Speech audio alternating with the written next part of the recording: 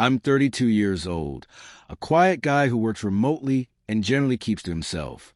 I live in a modest 3-bedroom house that I bought outright after my father passed away.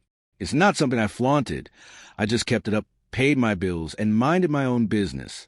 For about 4 years, I was dating this girl. Let's call her X. She moved in with me around the second year of our relationship. We never shared bank accounts or added her name to the deed or utilities. She'd always say things like, "It's our place," but I gently remind her that it was still in my name. We had our own routine. I cooked, she cleaned. We'd share inside jokes and Netflix shows, and life was relatively simple. One Saturday, I returned from a solo camping trip, and as soon as I got home, I charged my phone. That's when I noticed a voicemail. The strange thing was that it wasn't even meant for me. She must have but dialed me or not realized call connected. The message started with her laughing, followed by a guy's voice, someone familiar. After about a minute, I heard the words, "I'm moving my ex in next week." Although my name was never mentioned, the context was crystal clear. She was talking about me, about the house, and how she and this guy were planning to move in together once I was gone. I didn't confront her right away. I didn't make a scene. Instead, I quietly made a few calls, hired a moving company, and had all my belongings, furniture, electronics, important documents, moved into a storage unit.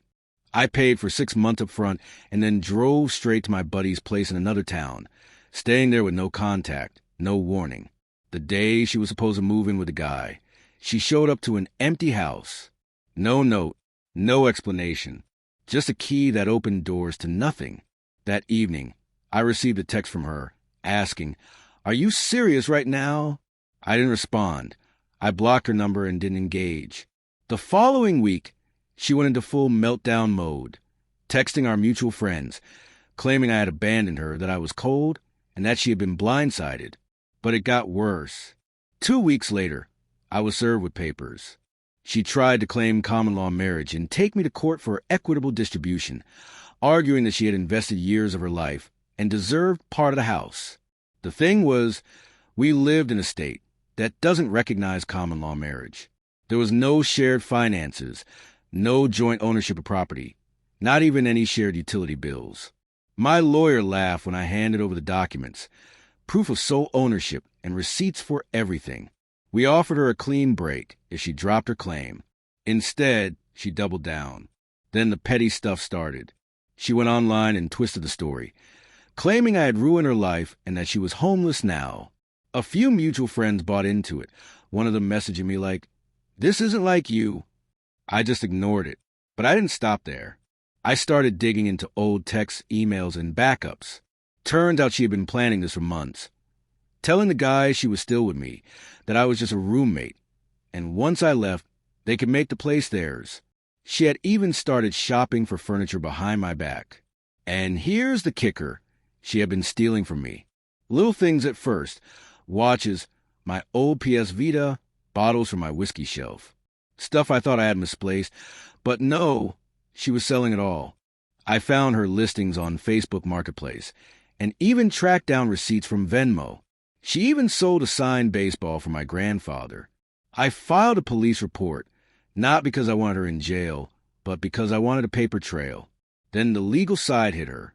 Her defamation claims were shut down quickly, and my lawyer sent takedown notices for her social media posts. When she ignored them, we filed formal complaints, which got her social media accounts locked for review. She went quiet after that. Not long after, I found out she had lost her job. Apparently, her HR department got wind of the pending legal mess and the theft allegations. She worked for a nonprofit, and their letter said her behavior didn't align with their values. They cut her loose. She then called me from a block number, leaving a voicemail crying, saying she made a mistake and that we could work things out. I didn't respond. I sold the house, moved on, and used the equity to buy a small cabin by a lake, a peaceful, clean slate. I worked from home, walked my dog, and enjoyed the quiet. But just when I thought it was all over, I got a voicemail from her ex, the guy she had been trying to move in with. He sounded tired and told me she was trying to pull the same thing with him in a different city. He had started getting suspicious and reached out to me. I laid out the facts, no emotion, just the truth. He said, "Yeah, that tracks." I haven't heard from him since. But not long after that, I saw a listing online for my old house. Apparently, she tried to squat there.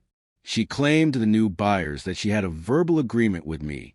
When they asked for proof, she had none. The cops got involved, and she was booted out.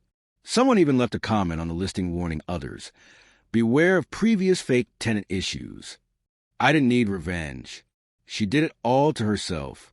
She thought she could replace me like a broken chair, gaslight me on my own home, and that I'd just go quietly. But I didn't yell. I didn't argue. I just took what was mine and walked away, leaving her standing in the empty space she thought she owned. Some people don't want you. They want your things, your peace, your stability.